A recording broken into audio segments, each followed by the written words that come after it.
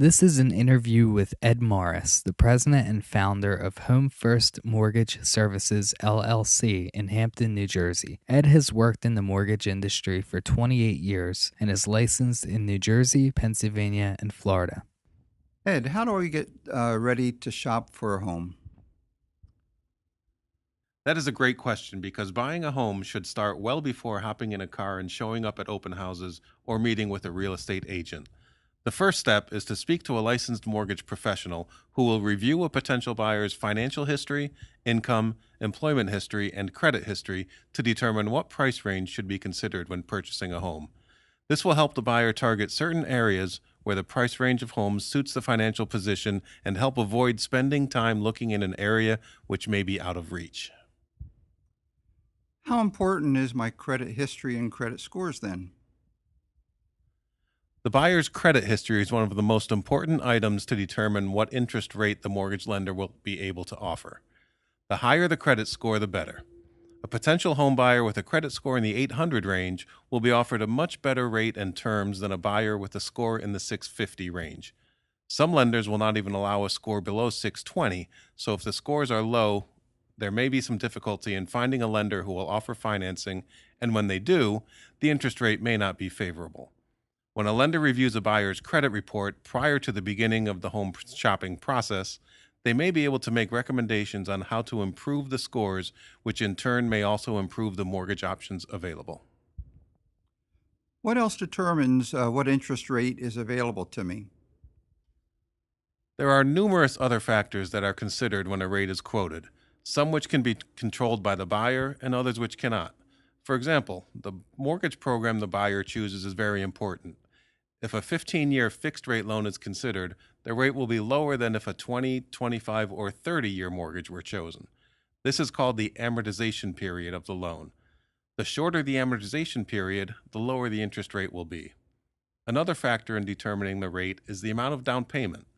The lesser amount put towards a down payment will lead to a negative impact on the interest rate.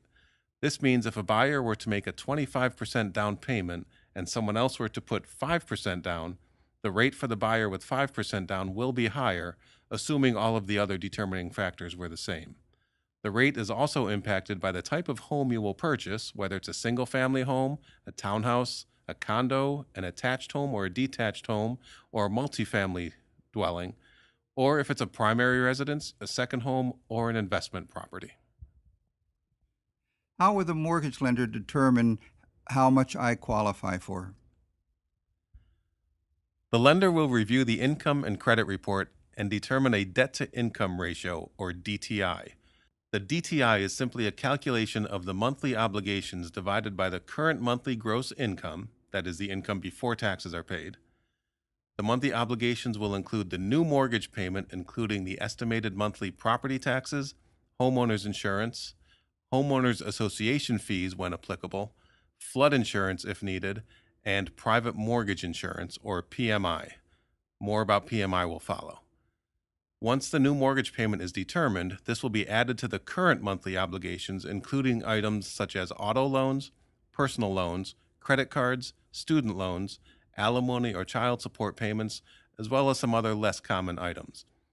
Note that items not included in the DTI calculation would be utility bills, cell phone bills, auto insurance, life insurance, and similar items. The lender will be able to determine if any other monthly obligations should be included in the calculation. Once the total of the monthly obligations has been determined, the result will be divided by the monthly gross income, and this will be the DTI ratio. This ratio will help the mortgage lender determine how much can be spent on a home and the mortgage amount for which a buyer will qualify. Ed, can you tell me how often do the rates change? Rates are very volatile and they can change at any time during the day. Most lenders will set the interest rate first thing in the morning, but they do reserve the right to change at any time before the day is over. Ed, you mentioned private mortgage insurance. How do I know if I'll need that? What is it? And can you tell me a little bit more about that? Sure. Private mortgage insurance, or PMI, is similar to any other type of insurance policy in that the insurance will reduce the risk of financial loss. In the case of PMI, The risk that is reduced is the risk taken by the lender when making the loan. A lender will require that a borrower purchase PMI anytime the down payment is less than 20% of the purchase price. The policy will reduce the financial loss to the lender in case of foreclosure. In most cases on a conventional loan, PMI can be dropped once the owner has a 20% equity position in the property, and they can do that by contacting the lender and following what their requirements are. How do I pay for PMI and how much will it cost?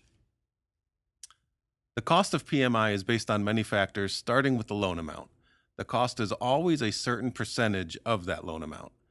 The factors that will determine what percentage will be charged are the loan program, whether it's a fixed rate or an adjustable rate, the amount of down payment, whether it could be 3%, 5%, 10%, 15%, the credit score of the borrower, and the type of property being purchased. The cost of the PMI will be included in the monthly payment right from the start and will be paid every month until the loan is paid in full or the lender agrees to drop it from your payment as previously mentioned. On a conventional loan, the lender is required to drop it once the owner is at a 78% equity position. What documentation will I need to submit for a mortgage application? All buyers will need to provide a clear picture of the current financial position to a lender in order to determine what mortgage amount they will qualify for. While each lender may vary slightly in what is acceptable, most will require fairly similar items. This includes verification of income through the 2 years' most recent tax returns, including W-2 forms from all employers. Additionally, a lender will require the 2 or 3 most recent pay stubs reflecting current salary or hourly wage and also including a total year-to-date income.